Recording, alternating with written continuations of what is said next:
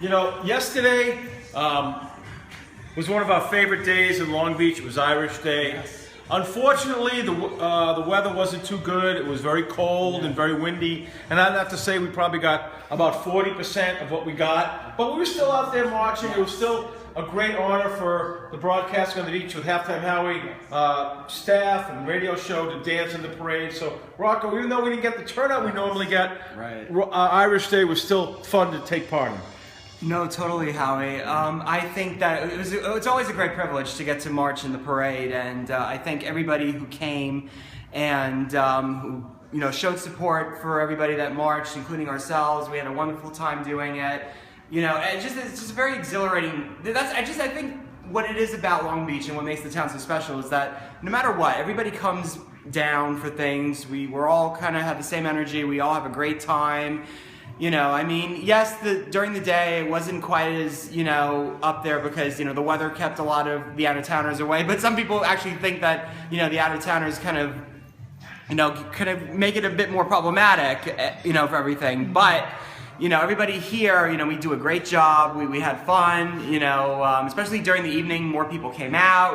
All the bars lit up with excitement, like Minnesota's and the Inn and Beach House and the Saloon. And, I popped through like each different bar like at least once during the night, and everybody just, there were no problems for the most part. Everybody had a wonderful time. I just saw this sense of like joy and community, and I just was like in awe. And it's one of those things where, I've lived here a good couple of years, so like I've been around a long time, and I've never seen people in Long Beach so happy and so elated and so just, everybody was together. A lot of their, their friends, we know each other in this town very well. It's a small town. So, everybody was just happy to see each other. We were all having a great time, and it just was a wonderful thing. And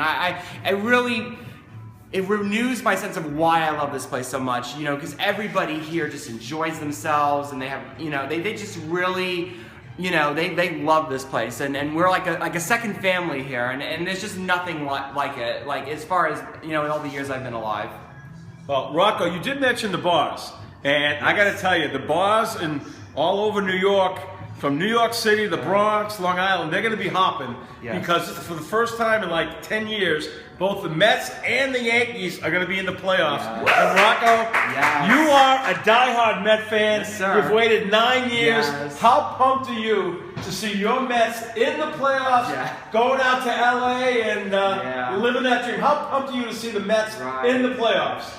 Well, as much as like the Mets have been kind of slipping as of late during this this whole season, I'm a little worried because like they're not going to have the home field advantage they would have had they won more of their last couple of games. But I really do think that, first off, it's wonderful that the Mets have finally won an Eastern Division title for the first time since 2006, and we waited a long time for this. Yankee fans may, say a lot about, how, why do you like the Mets? They don't win all the time, but that's the thing, though. The Mets don't have to win all the time, you know what I mean? The fact that we win when we do just makes it all the more exciting when we do, because we really fight hard for it. The fans, we really rally around our team, and we love our team so much that, through good and bad. And we had a couple of like rocky years, since we had our new general manager and our new manager. And now I think the fruits of the labor of the whole Mets organization has finally paid off. And I really am excited to see how far the team will go. I'm going to be realistic in